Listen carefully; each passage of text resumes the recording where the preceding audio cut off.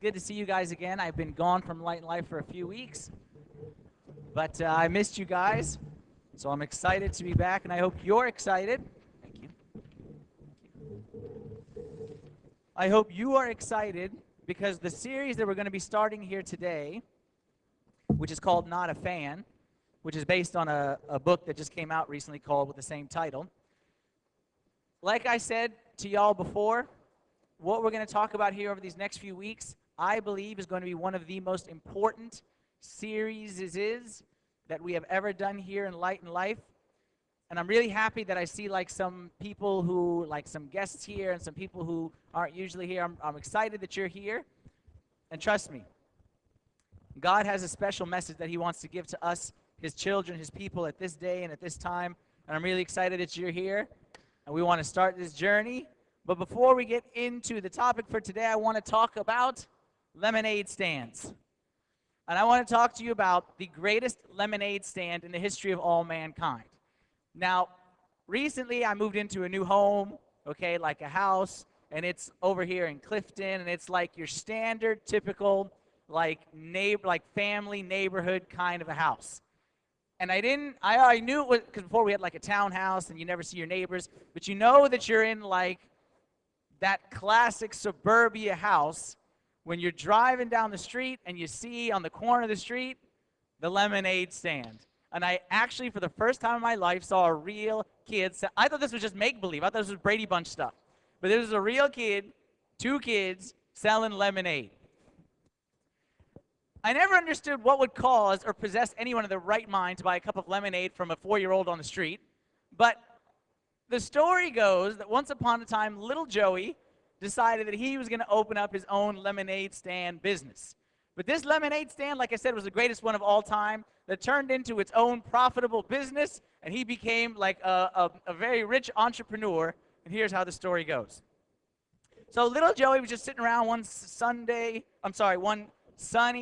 afternoon in the summertime, and he had just seen some TV show about lemonade stands or Charlie Brown or Brady Bunch or whatever it is that he saw, and he said, you know what, I'm going to give it a try. He needed a little extra income. Milk prices had gone up at school. He'd lost all his baby teeth, so there was no more income coming in that direction from the tooth fairy. So he said, you know what, I'm going to get out there, and I'm going to be the capitalist, live the American dream.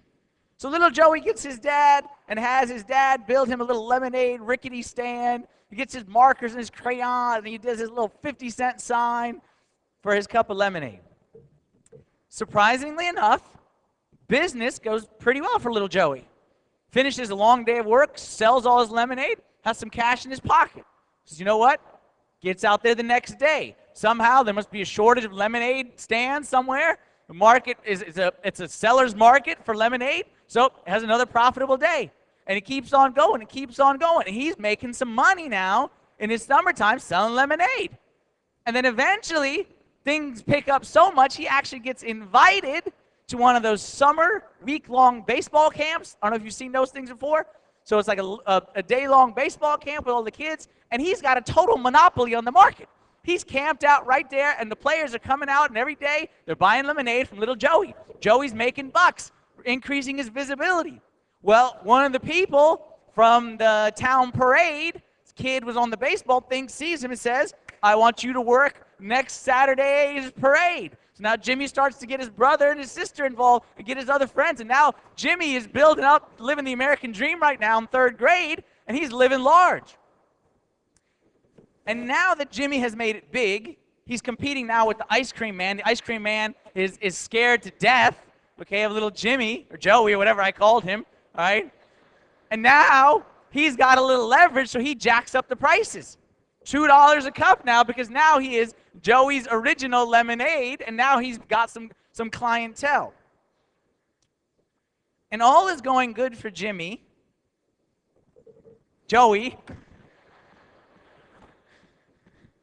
All is going well for Joey, but then summer's going to end soon. And with summer ending, Joey's got to go back to school. And Joey hits a point in time where he's got to make a decision. Right now, Joey's not just some corner lemonade stand. Joey's special ordering the lemons from Costco. Joey's keeping track of his travel expenses on a computer. iPhone 4S hadn't come out yet, so he didn't have the Siri yet to help him out there. So he's keeping up with stuff, and this is taking a lot of his time. And to really grow and expand the business, he's going to have to start dedicating a lot more time. So Joey hits a point, a fork in the road, where he's got to make a decision about lemonade stand business. Is it going to be my life or just a hobby? It can't continue this way. Either he's got to leave it so he can go to school and do his school, or he's got to leave school and stick with this. The business has gotten to the point it can no longer, he can't continue. He's got to make a decision. Is this lemonade thing just something I'm doing fun for a little bit? Or is this lemonade thing who I am? Is this lemonade thing my life? We all get to certain places in our life where we have to make similar decisions. We all get to forks in the road where we got to decide, is what I'm doing right now a hobby, something short-term, something fun, or is this my life? Is this something that I'm playing with, or is it something I'm invested my life with? It happens in everyone's career. Comes a certain point in time in your career, you got to decide, am I all in this career? Because the only way to really get to the top is to be all in. Or you say, you know what, I'm just kind of doing it. I choose not, this is not my life. This is not how I define myself. If you're starting a business, same kind of concept. You want to be a mom and pop shop forever? That's fine, you can do it. But you want to make it big, you got to make the commitment that you're going to invest to that point. Same in friendships. Easy to be superficial in friendships, but there comes a point in time where if you want to really grow the depth and that level of in that friendship, you got to sacrifice, you got to be vulnerable, you got to make a commitment. Of course, it also happens in relationships. Y'all ever heard of DTR? Y'all know what DTR is? The gentleman here know what DTR is? DTR, if you're in a relationship, a dating relationship, is 3 letters that will strike fear into the heart of every male alive. 3 letters that will make every man want to run for his life. Y'all know what DTR stands for, right? It means define the relationship. Gentlemen, it's that talk we hate, it's the talk we dread, and we avoid it like the plague. Whether you're dating or even when you're married, you avoid it like the plague. It's that official, formal talk of where do things stand. Again, just makes shivers fall through our body. Where do things stand between us? In case you've never been through an actual DTR, I found a little video here on YouTube that gives you some tips as to what not to do in that DTR relationship. Good evening, ladies and gentlemen, and welcome to another episode of Defining the Relationship. Tonight's contestants are Billy and Susie, 2 university students who've been spending a lot of time together lately. Let's see what Billy says when Susie asks him to define the relationship. Okay, us, you and I, spending a lot of time together, right? What's going on with us? What? I'm sorry. I wasn't listening just then. You're the only girl for me, Sarah. You know, you're nothing like your MySpace profile. You know in The Wizard of Oz, when Dorothy's in the house, Yeah. and it drops on the Wicked Witch of the East? Yeah. Sometimes I wish I was Dorothy and you were the witch. Check, please. Susie, did it hurt when you fell from heaven with Lucifer and the rest of his angels?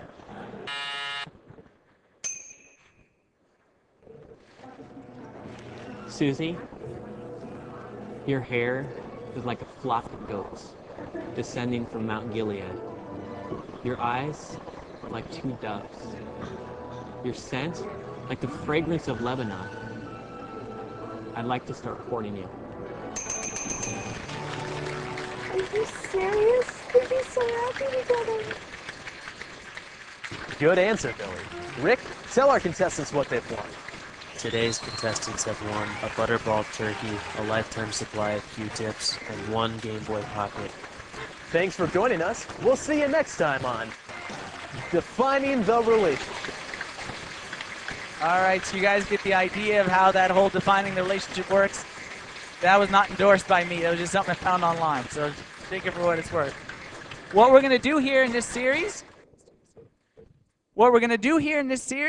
is do exactly that with Jesus. What just happened, you didn't know it, but Jesus invited you to define the relationship.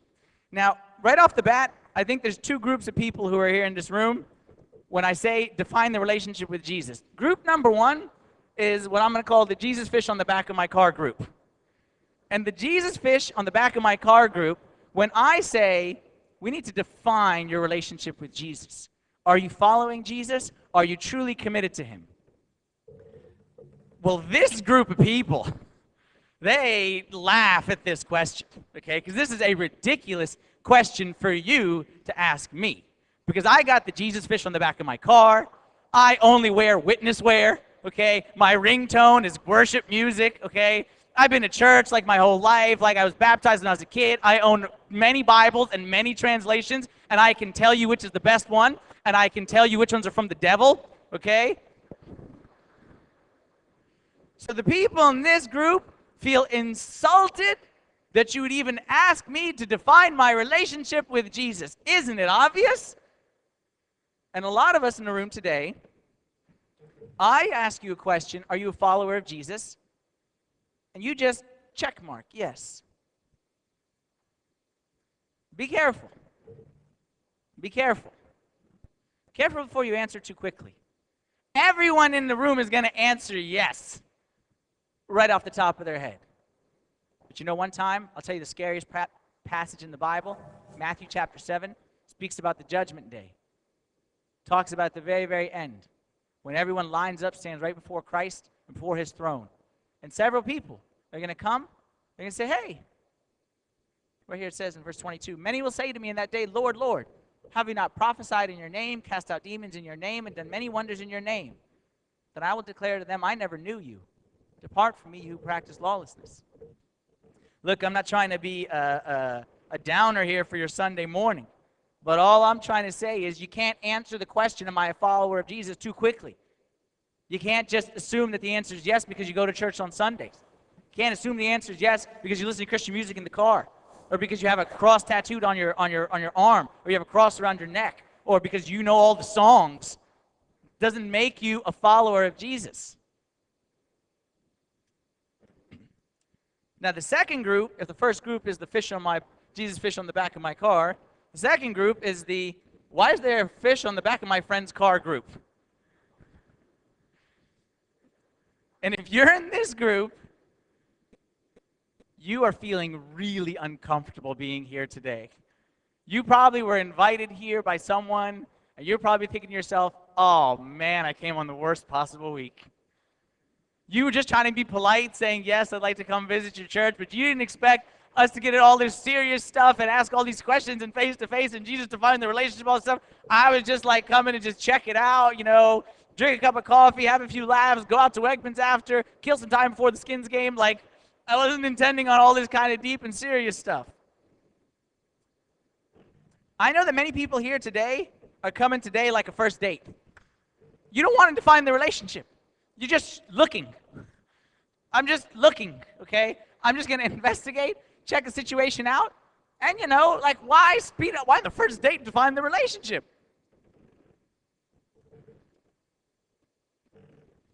A lot of us say we're not ready to define the relationship. It's too early. We're not ready. Well, I don't believe that's actually true. I believe that's just an excuse that you give because you already know the answer to the conversation. And because you're scared to open that conversation, and we're all scared to open that conversation, that's why we avoid quiet.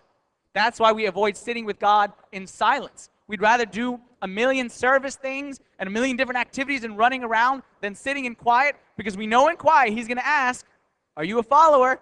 And we're not going to know what to say. We're going to like, hey, it's something, and we're going to try to wiggle our way out of it because we're scared of this conversation. We don't feel comfortable because we know the answer. Listen carefully to me, and I say this from the bottom of my heart. Whether this is your first time in church ever, whether you've been to church every single weekend for your entire life, God brought you today because God wants to define the relationship with you. I'm not saying you came today. I'm saying God brought you, because every single person here is here for a weird set of circumstances that brought you here today. Some of you, like I said, are here every week, but there's some faces that aren't here every week. And God just kind of did something in your life and caused this and did this to bring you here today, because he wants to get you face to face, eye to eye, and say, define the relationship with me. That may be scary for some, but deep inside, you want the DTR. Deep inside, you want it. Because deep inside, no one likes superficiality in their relationships, including your relationship with God. Deep inside. On the surface, you don't want it. Because on the surface, you want to just kind of stick with the superficial, because you got kind of like a good thing going on the superficial. Because the good thing you got going is really based around your convenience. Like, I go to church when I want. I sing a song here and there, have a nice cup of coffee at church. Okay, I'm not like Mother Teresa kind of a thing, but like, I got this thing worked out with God. Like, you know, I'm not the best person, but then he always forgives me, and he's really nice. So let's just kind of leave it at that. Don't rock the boat. I'm a Christian. I go to Christmas, Easter, you know, major events, the music, like I said. And a lot of us, we have a good setup going with God. Like, it's a good arrangement. Why rock the boat? Why challenge it and go to a different level? Answer, why? Because that's the only place you're going to find satisfaction. Because getting to that deeper level is the deepest desire of your soul. Getting to that deeper level is the deepest desire of your soul. And your soul will never be satisfied without it. Just like in any marriage. The deepest desire of your soul is to be united together in intimacy, in depth intimacy. But the problem is, because we don't think we can do it, we just avoid it altogether. Well, you may have been avoiding it your whole life, but you're stuck here for the rest of today. And for the next 30, 40 minutes, you're stuck in front of me. I have the mic and you don't, so you have to come face to face with the question. Where do you stand with Jesus? I'm calling you out. Where do you stand with Jesus? I'm pointing a finger right at you. Where do you stand with Jesus? And just before you jump to quick to answer and start to give me some long legal mumbo-jumbo answer defining this elaborate situation you got with him, I'm going to give you, there's only two options. Two options are either you're a fan or you're a follower. Those are the two options. Either you're a fan of Jesus or you're a follower of Jesus. And there's nothing else. On the surface, either option seems okay, right? Either option seems okay. Like, being a fan is like a good thing, right? Like, we're all fans, you know. Doesn't Jesus want us to be fans of Jesus? Like, you know, go Jesus, and like, it's a good thing, right? Let's get to the definition of what these two words mean. A fan means an enthusiastic admirer. Someone who admires, cheers, enthusiasm, yes, go team go, rah, rah, rah, sis kumbah. We're all fans of many different things. Let me throw out something, let's see, what maybe someone here is, maybe the Redskins, any Redskins fans here? I'm a Redskins fan. What does it mean that I'm a fan of the Washington Redskins? That means when I see their players, I cheer. Yes, go, go, go. I watch a good play, and I say, yes, that was a great play. Now, if there was a bad play, maybe I'll boo, maybe I'll throw something, maybe I'll just curse inside. But then that's okay. When there's a good play, when they fix it, I'll go back to cheering. Being a fan means I sit on my fat butt every Sunday, and I analyze everything that my team does, but I never break a sweat, I never take one hit, I never make any sacrifice whatsoever. I just sit there and analyze. And I know all the stats. And I can tell you who's got the most rushing yards in Redskin history. And I can tell you who's starting at left defensive end today. And I can tell you all the stats. I know everything. But there's no real investment on my part. And like I said, as traditionally happens with the Washington Redskins, they stink, and then we end up cheering for someone else for the rest of the season. Happens every year. Being a fan means I support, I cheer, they're great. But then once the game is over, I go back to my life, my own normal life. Except maybe Dallas week, but for most weeks. Jesus has a lot of fans today.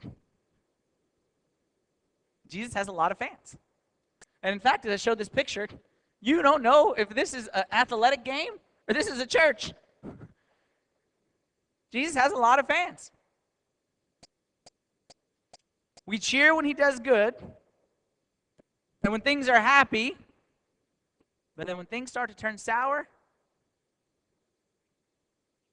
look, my fear is that churches all over America are becoming stadiums full of fans of Jesus.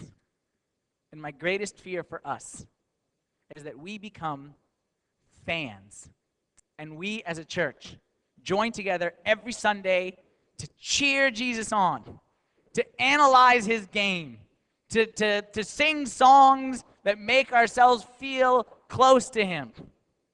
And in the end, everything finishes, we go back to life as usual.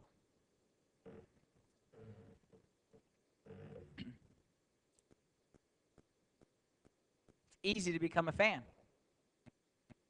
No commitment. Just the fun. Just the sitting back, no investment. Just sitting back, like I said, listening to the songs. And the really good fans, there's some really good fans in the room. You memorize the songs, sing with your eyes closed. You know the verses. You know all the stories. You've seen even the movies. Like, you who are great fans, you can open your Bible and you don't even need the table of contents. You know exactly where Obadiah is, and you think anyone who doesn't is an idiot and doesn't deserve to be let in this place. You're a top-notch fan. Good for you. But there's one problem. Jesus doesn't want any fans. He doesn't care about fans. And our theme verse for this series is going to be Luke chapter 9, verse 23, where the Lord said, and he said this at a time where the height of his popularity and the number of fans he had was so many. He said the following. He said to them all, notice he said to them all, not to his disciples, not to his family, not to the good ones or the bad ones, to them all.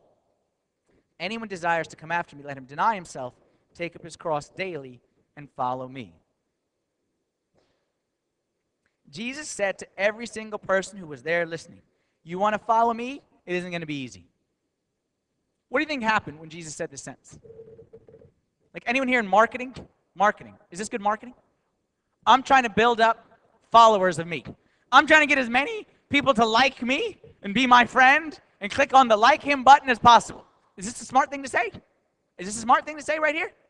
Like, Jesus clearly was behind in the marketing. Like, he didn't have a good advertising campaign. What he should have said is, come to me, I love you, I help you out, I make you smile. And we say, what's the cost? He says, no. A good marketer says, no. Just come, get in the door, and we'll discuss the cost later. And we'll make it small, little fine print that nobody can tell. Jesus said, no. He said, this is the cost. What we're going to do here is we're going to have this DTR with Jesus, and we're going to ask him the criteria of what it means to be a follower. That's the goal of this series. There's the series in a nutshell. Not I tell him, of course I'm your follower because I. That's what we usually do. Of course I'm your follower. Look what I did, and look, and we defined it. I am your follower because I did this. We're going to say, no. We're going to say, Lord, what does it mean to be your follower? What do you say it means to be your follower? 3 questions that I want you to ask yourself. And I'm going to ask you it now, but then anyone who just answers the questions now and goes home, it's not going to be much benefit. The real benefit is the one who's going to take these 3 questions and is going to sit in the quiet place and answer these 3 questions. First question, why are you here? Why are you here? Meaning, why are you here in church right now? Why are you sitting here and not out at IHOP, or not sleeping in your bed, or getting ready for the Skins-Panthers game? Why are you here today? If you will notice, you read in the Gospels, Jesus had a very welcoming, and he invited everybody to come to him, always. And I don't want you to think otherwise. What I'm saying is not contradicting that. Everybody, welcome, come, come, come. But if you'll also notice, he never just said come, he always said come, and then he took you deeper. He took you deeper. He didn't leave you. He didn't just say, okay, come to the Samaritan woman. Okay, you're sorry. Okay, now go back. He took her deeper. And he always wanted to challenge and challenge and challenge to the deeper place. Everyone is welcome. Everyone is welcome. But he always challenged them to go deeper.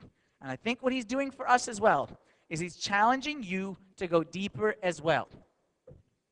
Let's go to a passage from John chapter 6. Again, John chapter 6, part of Christ's ministry, where he was at the height of his popularity. John chapter 6 is where he fed the 5,000 with the 5 loaves and the 2 fish. Everybody loved him. Everybody wanted to be around him. Everybody wanted to follow him.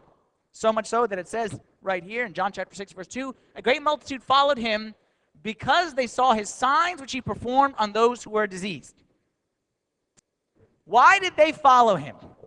Because they were real followers? Is that why? Or they just wanted a miracle? Look, coming to church doesn't make you a follower. Coming to church is a good thing. I'm not saying it's a bad thing, but it doesn't make you a follower. What Jesus saw, right, he saw straight through them. He said, all these people are coming to me, and they're coming around me. Why? Because they want to see a show. They just want to see some kind of miracle, some kind of, they just want to come and be entertained. And I got news for you. A lot of us do the same thing. Why are you here in church? Shut my conscience up. Shut my mom up. Shut my dad up. Why are you here in church? I feel good about myself. You know, maybe we'll come here, a nice joke or two, nice cute little video, cup of coffee, see my friends. It's a good meeting spot before lunch. You know, the pregame shows aren't doing it for me, so why are you here in church? A lot of people follow Jesus. They didn't care about his teaching. They didn't care about changing their life. They didn't care about really following it. They just wanted to see the show and see if there's going to be any free fish sandwiches today. See if there's going to be any free healings, any dead people raised, any blind people. So you got to answer that same question. I am the happiest person in the world that each and every single one of you is here. I'm the happiest person in the world. But why are you here? Why are you here? Why'd you get up early this morning and come to church?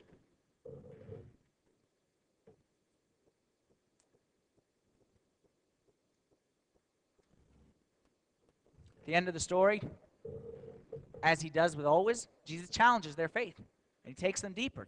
He says, no, we're not coming for miracles, we're coming to be real followers. And he spoke to them about what it means to be a follower. And at the very end, after the people heard it, it says in verse 66 of that chapter, from that time many of his disciples went back and walked with him no more. See, I told you Jesus stinks at marketing. I told you he doesn't know what he's doing. His strategy failed.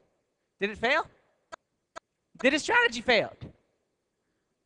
Ladies, I'll ask you, maybe you understand this more than men. Maybe men don't get this. Ladies, there's a guy who says to you, you're the best. And he wants to be your casual dating friend for the rest of his life. He wants to be just casually dating you with no commitment, with no sacrifice, with no investment for the rest of your life. And he's saying, for the rest of your life, I will be your casual dating friend. And then you say to him, look, buddy, you got to make a choice. And then he walks away. Did you do a bad job? Was that a failure on your part? It's the best thing that ever happened to you. You don't need a bozo who doesn't want to make a commitment. You don't need some funny guy who thinks that he can just be in this non-committal, non-investing, non-sacrificial relationship. Well, why do we expect Jesus to accept any less? Why do we expect him to accept any less? A lot of us come to him and say, hey, Jesus, we don't want to get married. We just want to be the dating. Just a casual thing. Sundays, feast days, but stay away from Fridays and Saturdays. Yeah. I'm not saying, go Jesus. Yeah, I'm a big fan. I'll wear this thing around. I'll tell anyone asking, I'm a Christian. Look at my radio. 6 out of the 8 of them are preset to Christian stations. commitment. Take it easy. Slow down. Sacrifice, investment, obedience. Love my enemy. Forgive who hurt me. Slow down, slow down, slow down. Some people here, I have no doubt, would rather be in that casual dating relationship and would rather go home than make the commitment.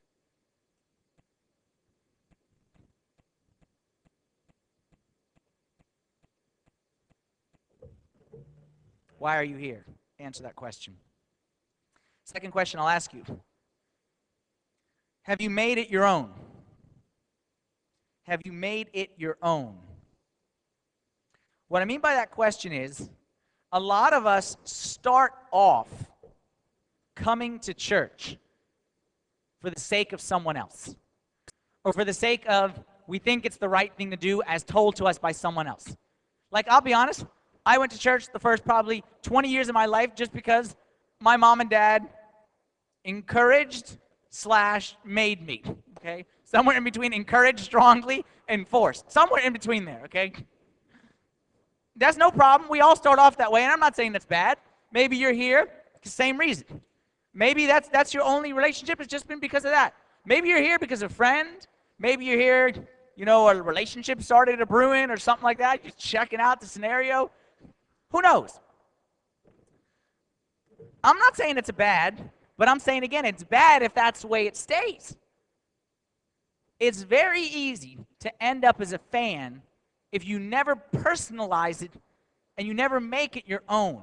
It becomes just you being entertained by outside stuff.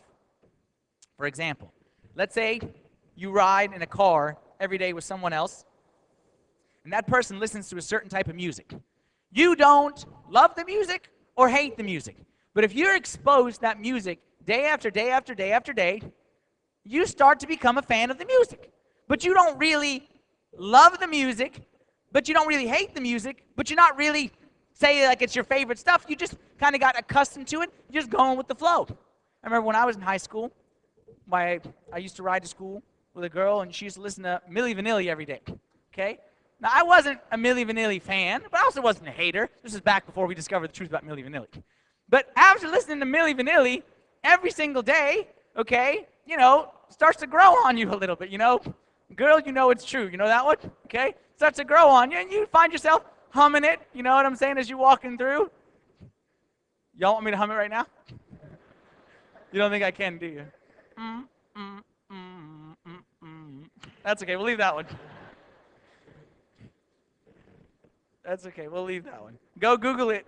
No, blame it on the rain. I never cared so much for that. But that's okay. Let's move on before I get myself in more trouble. My point is, I wasn't loving Milli Vanilli. I wasn't hating, but I was just a fan by association. So I'm saying right now, if someone, played some Milli Vanilli, yeah, you might see a little head nod, you know what I mean? Like, but I'm never going to go out and buy Milli Vanilli. I'm never going to go out and go to a concert of Milli Vanilli. And I've just kind of accepted this nebulous state of gray of I'm kind of a fan. A lot of us find ourselves that way with God. A lot of us find ourselves that way with God. We're just kind of like in the right place, and yeah, that's kind of cool, and the music is cool, and that's kind of a cute little sermon. It has some nice things to learn, but we never really all in or all out. That's a dangerous state to be in. Luke chapter 14, verse 26. Again, the Lord spoke about what it means to be a real follower. And he said the following: if anyone comes to me and does not hate his father and mother, wife and children, brothers and sisters, yes, his own life also, he cannot be my disciple. Now, I don't want to go into detail about what this verse means, but I'm telling you, this verse, we sometimes misinterpret it. This verse has nothing to do about your relationship with your father and mother and wife and children and brothers and sisters. This has to do with your relationship with him. He's not talking about hating there. He's talking about commitment there. And in any relationship, again, the marriage is the easiest one. If you, ladies, if the guy is marrying you because he wants to make his mama happy, if the guy is marrying you because you got a cool brother that he wants to hang out with on Christmas and Easter, don't marry the boy. Do not marry the boy, because that's a disaster. Maybe that's what the Lord is talking about right here. So first question, you ask yourself, why are you here? Second question, you ask yourself if you've made it your own. Now the third and the most challenging question. And this one, if anyone answers this here, don't answer it here. This one takes some real time to think about. Are you all in? Are you all in?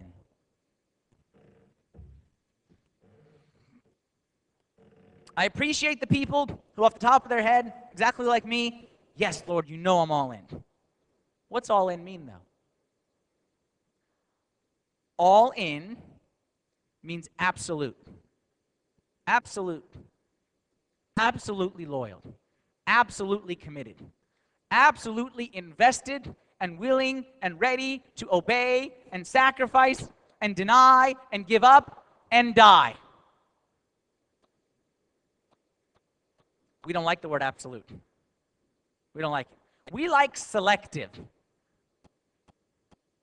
This is why, like I said before, we have created, there's like Christianity as defined by God, then there's like pagans and heathens, and then what we have created is this buffet-style Christianity, this a la carte Christianity, which is, here's all of Christianity, and wow, it's just so overwhelming watching my figure, so I'll just take this, and I'll take a couple of those. So look, here's a promise about the joy of the Lord. Yes, thank you. Put that on the plate. Here's some blessing for God. I'll take 2 of those. The commandments, we don't really like those so much, but they're like our veggies. We know we need to have some every now and then, keep the system regular. Okay, so which one? Okay, I'll take that commandment, do not murder, don't plan to murder anyone, and hopefully the adultery thing works out for me. I'll take that one. And then all those other ones, like, okay, next round. We'll get to it when we get to it. And we that's why all of our Christianity looks different. That's why everyone who says, I'm a Christian, everyone in this country is a Christian. But everyone looks very different, because everyone has a cute little plate. See, look, it's your a la carte thing that you chose. And you chose which options that you like, which ones you didn't like, you left them off. Isn't that sweet? A wise person once said, God never gave 10 suggestions, he gave 10 commandments. And ain't no multiple choice in them. God doesn't give us suggestions. Christianity is not about thinking and discussing suggestions. Christianity is absolute. He's the Lord, I'm the servant. He's the master, I'm the guy who says, yes, master. He says, I do my darndest to obey. And even though I fall short, I still obey when he says, when you fall short, repent and confess.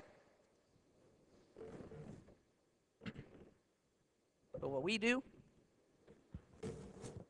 forgive that person who hurt me, leave that on the side. Don't gossip behind that person's back. You know what they did. They deserve it. Leave that one over there. Sexual immorality, it's a vague term anyway. When in Rome. And we pick and choose the areas. Jesus, I'm your fully devoted in these things. But in those things, that's why, you know what I started doing? What I started doing? And I'll encourage you to do the same thing.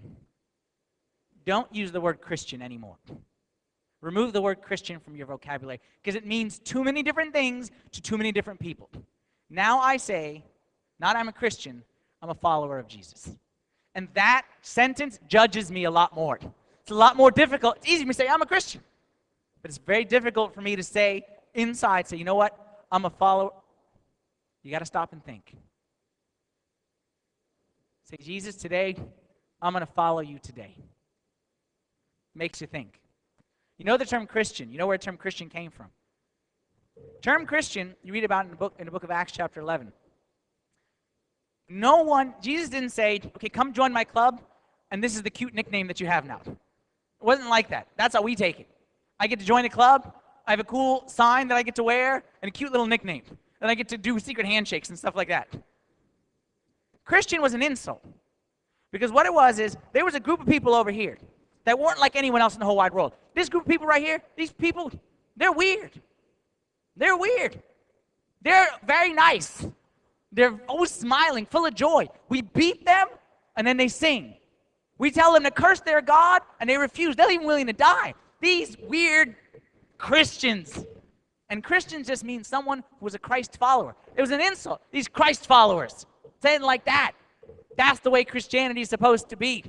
Is that our life is shouting, is screaming, and everyone sees it. There's a follower of Christ. That person's not, that's a follower of Christ. Now, like I said, Christianity is just about the secret handshake and about the cool stories and about something that you can put on your Facebook thing. I do all these bad things, but look, Christian. Look what a good person I am. I'm a witness to the whole world of Facebook.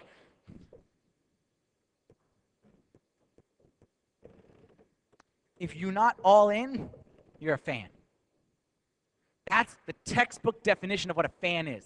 Someone who is selective, who is not all in. Luke chapter 14, verse 33 is about as blunt and clear as you could possibly be. Jesus said, "Whoever of you does not forsake all that he has cannot be my disciple." I don't want to define what this means. We'll define it over the course of the next few weeks. But I don't want to water down what this means. So I want you, for the next 7 days, to do your best not to water this sentence down. Whoever does not forsake all that he has. We'll discuss it, and we'll break it down. We won't water it down, we'll break it down though, as to what it means. But what Jesus is saying in this sentence is there's no bargaining with me, there's no discussions, there's no negotiations. Either you're in or you're out. And if you're not in,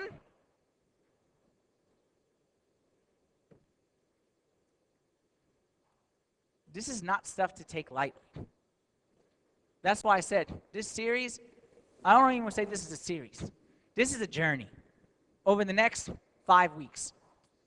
Starting today, like 6 sessions, starting today. We're going on a journey. And the journey is to this place. That's the journey. Is to sit face to face with the Lord Jesus. And to hear him ask you this question. Who do you say that I am? Not who your parents say. Not who you try to pretend. Like you can fool everybody else. But in that secret, quiet place, where you're face to face with him, we got to go deep inside and we got to search our hearts, see the truth. Are you a fan? You're a follower. On the back of your handout, what I did is I created some questions for a discussion/meditation. Because I want this to be more than a talk. I want this to be a journey. And what I want you to do is take some time this week, answer these questions. Write down the answers. Don't just answer it off the top of your head. Write down the answers. And if you're in a small group, or you're in a group of people that meets together for a Bible study, or you're in a group of people that just hangs out together, maybe it wouldn't be a bad idea to discuss these questions. Maybe it wouldn't be a bad idea to open some of these up and share together and increase the depth in those relationships as well. Maybe it's not a bad idea to invest more in the process of discovering whether this is a true statement or not, that I'm a follower or I'm a fan. Every one of us. I don't want to say it like I don't want to be dramatic, but your eternity may depend on it. Your eternity may depend on it. So we need to answer this question. Before we answer the questions, though, I think what we need more than anything else is I think we need as much time in the presence of God as possible throughout this coming week. And we're going to start off right now. I'm going to invite Maria and a nice band people to come back up here. And we're going to stand up together. And we're going to spend a little bit of time in prayer. Just 5 minutes. But a good 5 minutes.